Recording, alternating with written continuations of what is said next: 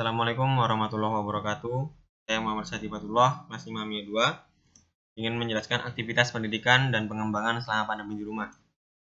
Aktivitas saya buat saat pandemi, yaitu sekolah online, terus bantu orang tua, dan belajar di sore hari setelah sholat asar.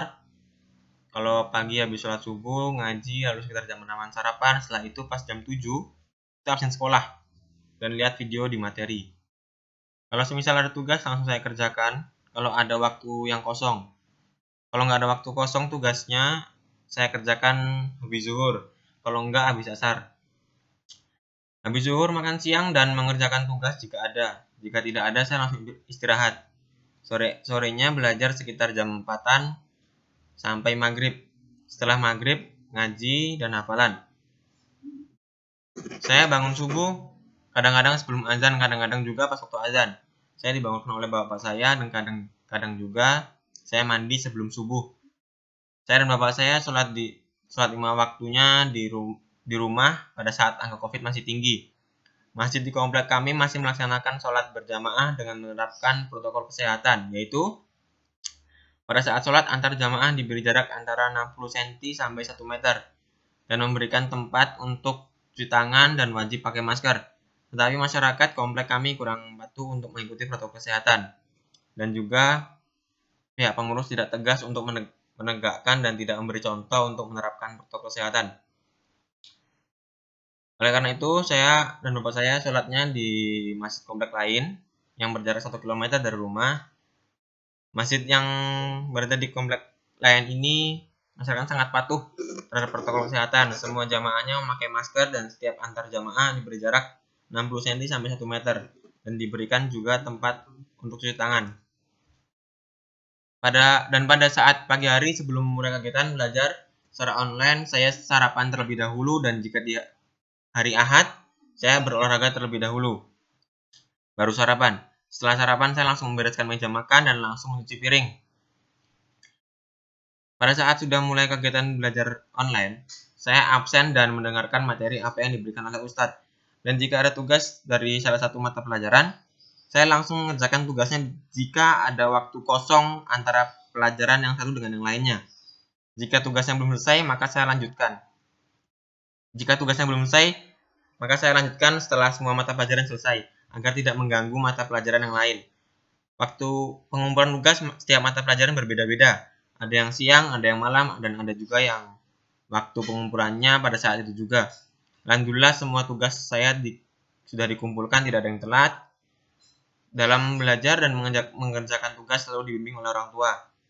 Alhamdulillah orang tua saya mempunyai banyak waktu buat saya.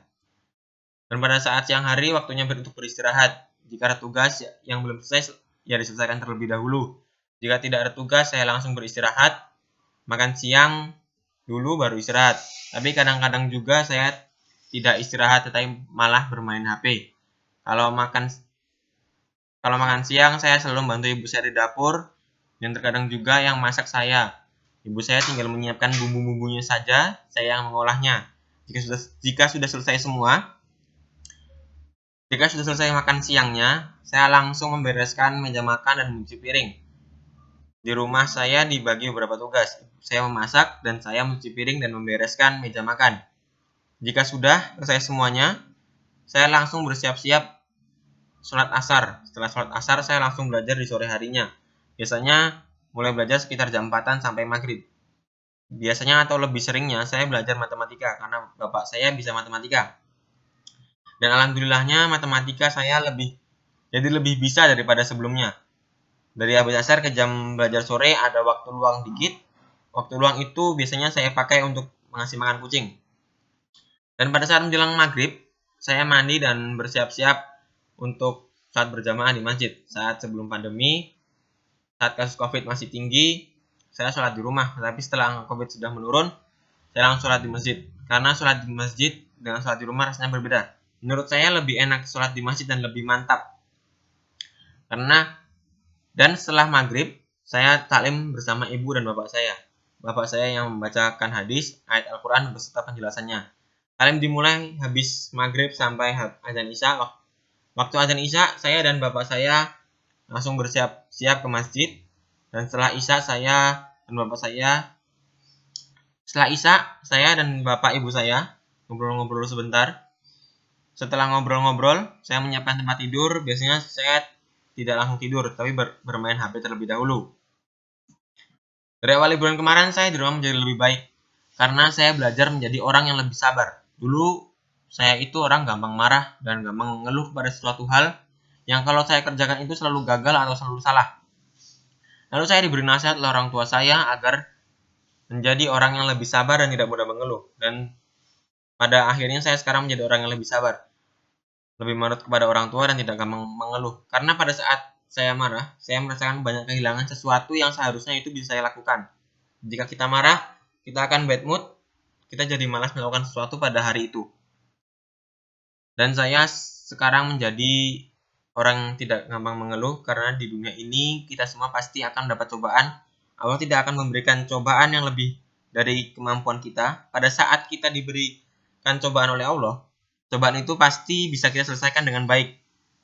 Walaupun cobaan itu sangatlah tidak enak dan sangat pahit untuk kita. Jika ada cobaan ya kita jalani saja, semua akan berlalu. Pada saat puasa kemarin juga saya dan bapak saya berbagi tugas. Jadi di keluarga saya itu saling berbagi tugas. Karena di rumah saya tidak memiliki pembantu. Yang pertama dalam hal mencuci piring. Bapak saya mencuci piring di waktu sahur dan saya mencuci piring di waktu berbuka puasa. Ibu saya tugasnya memasak. Berbagi tugasnya tidak cuma dalam hal mencuci piring, tapi juga berbagi tugas dalam hal imam sholat. Jika bapak saya imam sholat maghrib, berarti saya menjadi imam sholat isya dan sholat taraweh. Saya sangat sholat kegiatan taklim habis maghrib karena mendengarkan cerita dari berbagai nabi dan kejadian yang pernah dialami dari orang-orang yang ada di sekitar kita.